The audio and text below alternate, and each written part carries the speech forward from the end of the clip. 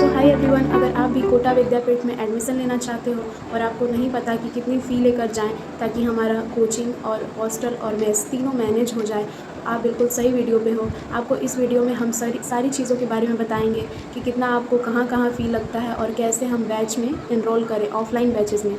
तो देखो, सबसे पहले हम आते हैं क्लासरूम्स की, यानी कि PW की क्लास की।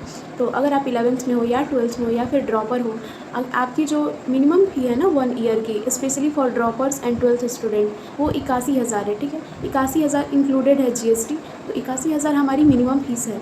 लेकिन आप वहाँ जाओगे तो अगर आपने स्कॉलरशिप ले रखी है, लाइक सबसे पहले किसी भी बैच का जब स्टार्टिंग होता है, जब नया सेशन स्टार्ट होता है, तो हमें कुछ स्कॉलरशिप मिलते हैं। जैसे कि विश्वास दिवस आता है, वो लाइक 15 मार्च तक उसका डेट रहता है। अगर आप उस टाइम में अपनी सीट बुक करते हो, तो जैसे 599 का कभी होता है या फिर कभी 5000 का भी होता है। अगर आप सीट बुक करते हो तो आपको उसमें जैसे कि 30% स्कॉलरशिप मिल जाती है।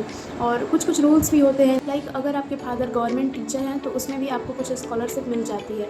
सो जब मैंने एडमिशन लिया था, मैं ड्रॉपर नीट 2024 के लिए एडमिशन ली थी, तो मुझे सारी चीज़ों के बारे में पता है। तो आप निश्चिंत रहिए और इस वीडियो में बने रहिए। तो फ़ी के बारे में जैसा कि हमने आपको बता दिया, तो अगर आपको स्कॉलरशिप मिलती है तो आपको कम पैसों में जाए। सबसे पहली बात कि एडमिशन प्रोसेस कब से शुरू होती है।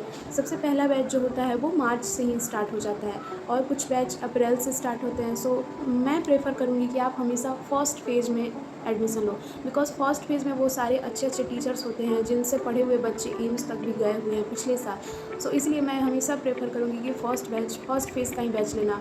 फर्स्ट फेज़ के बैच अप्रैल से स्टार्ट हो जाते हैं और इन सारे बैचों में अच्छे अच्छे टीचर होते हैं। तो अब बात करेंगे कि हमें कितनी मिनिमम फ़ीस लगेगी वहाँ पे एडमिशन करने में। सो पहली चीज़ हमें ध्यान रखना है कि जब हम जाएंगे तो वहाँ पे विजिटर्स कार्ड लेकर जब हमारी एंट्री होती है, तो सबसे पहले 2 डिवीज़न है। कोटा विद्यापीठ का जो मेन सेंटर है उसमें 2 डिवीज़न है, नीट डिवीज़न है और जेई डिवीज़न है। तो अगर आप नीट से हो तो नीट वाले में जाओ, ड्रॉपर नीट वाले में, और अगर जेई वाले में हो तो उसकी इंक्वायरी अलग से होती है। तो वहाँ जाके आप पूछ सकते हो। तो वहाँ जाओगे तो सबसे पहले आपको ऐसे फॉर्म मिलेंगे। मैं जब एडमिशन लेने गई थी तो मैंने घर से ही सबसे पहले ऑनलाइन रजिस्ट्रेशन कर दिया था सीट बुकिंग के लिए। 499 के आसपास था। तो मैंने ये चीज़ कर दिया तो मुझे इसकी वजह से स्कॉलरशिप मिली थी, लाइक 20% स्कॉलरशिप मिली थी। तो मेन जो उनका फ़ी था 81,000, वो मेरा 66,000 के आसपास तक हो गया था। डॉक्यूमेंट क्या क्या लगता है, डॉक्यूमेंट में आपकी, अगर आप 12th में या फिर ड्रॉपर बैच में एडमिशन ले रहे हो तो आपकी 10th की मार्कशीट लगती है एंड ID कार्ड प्रूफ लगती है। मेरा बैच का नाम था YN101A। इसका मतलब YN मीन्स तो यकीन, मैं नीट से थी इसलिए YN मीन्स यकीन एंड 101 यानी कि फर्स्ट फेज़ का फर्स्ट बैच है। और MG मीन्स मॉर्निंग गर्ल्स, वो लगता है जैसे मॉर्निंग बॉयज़ है तो MB लगता है और मॉर्निंग गर्ल्स है तो MG लगता है। सो ऐसे रहता है। ID कार्ड के लिए भी हम जो अपना डॉक्यूमेंट सबमिट करते हैं तो वो हमें ID कार्ड फिर देते हैं और सारे के चार्जेस इसी में इंक्लूडेड रहते हैं। ऐसा नहीं कि हमें ID कार्ड के अलग से पैसे देने पड़ेंगे। तो मैं गई थी उस टाइम तो और ज़्यादा फ़ीस थी, खैर अभी कम हुई है बिकॉज पिछले ईयर इतने सारे वहाँ पे केसेस हुए थे कि फ़ीस कम करनी पड़ी हॉस्टलर्स को। तो अभी आप जाओगे तो अभी आपको बेनिफिट मिलेगी कि आपको फ़ीस कम मिलेगी, लाइक आपको 7-8 हज़ार में एक सिंगल रूम मिल जाएगा। और तो 80,000 तो आपकी कोचिंग का और 10,000 आपके हॉस्टल का अगर आप हॉस्टल ज्वाइन करते हो, और PG का 5,000 लेके चलो अगर आप PG ज्वाइन करते हो तो, और फिर 4,000 के आसपास तो आप मेस का लेकर चलो। तो इसलिए मैंने बोला कि 1 लाख रुपीज़ प्लीज़ लेकर चलना, ताकि कुछ बढ़ घट भी जाए तो फिर मैनेज हो जाए।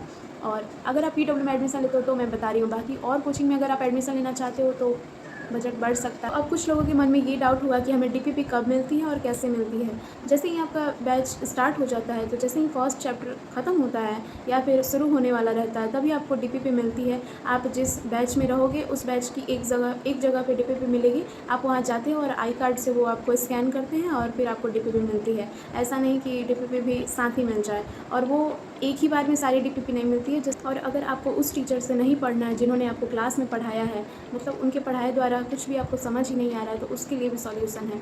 वहाँ पे डाउट काउंटर्स जो लगते हैं, तो एक तो कॉमन डाउट काउंटर होता है, लाइक आप इस बिल्डिंग के छात्र हो, आपका डाउट काउंटर यहाँ है।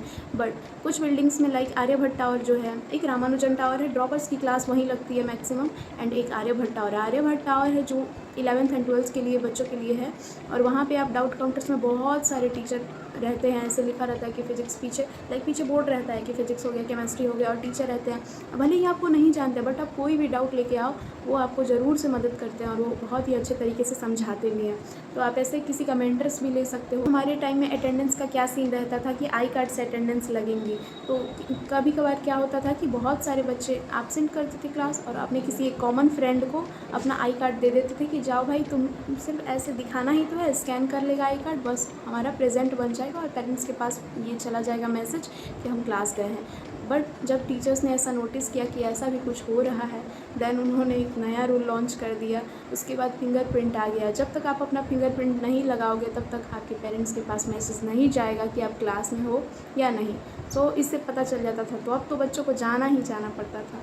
तो जैसे जैसे बच्चे स्मार्ट होते गए वैसे वैसे टीचर्स भी अपने आप को अपग्रेड करते गए। वहाँ पे एसएसटी टीम भी है, स्टूडेंट सपोर्ट टीम, वो आपको किसी भी तरीके से मदद कर सकती है अगर आप। So thank you for this video. अगर आप कुछ और इसमें चाहते हो जानकारी कि हाँ आपको इस चीज़ के बारे में पर्टिकुलर जानकारी चाहिए तो प्लीज़ आप मुझे बताना, मैं उस पर ज़रूर आपकी कोशिश करूँगी कि मदद करूँ।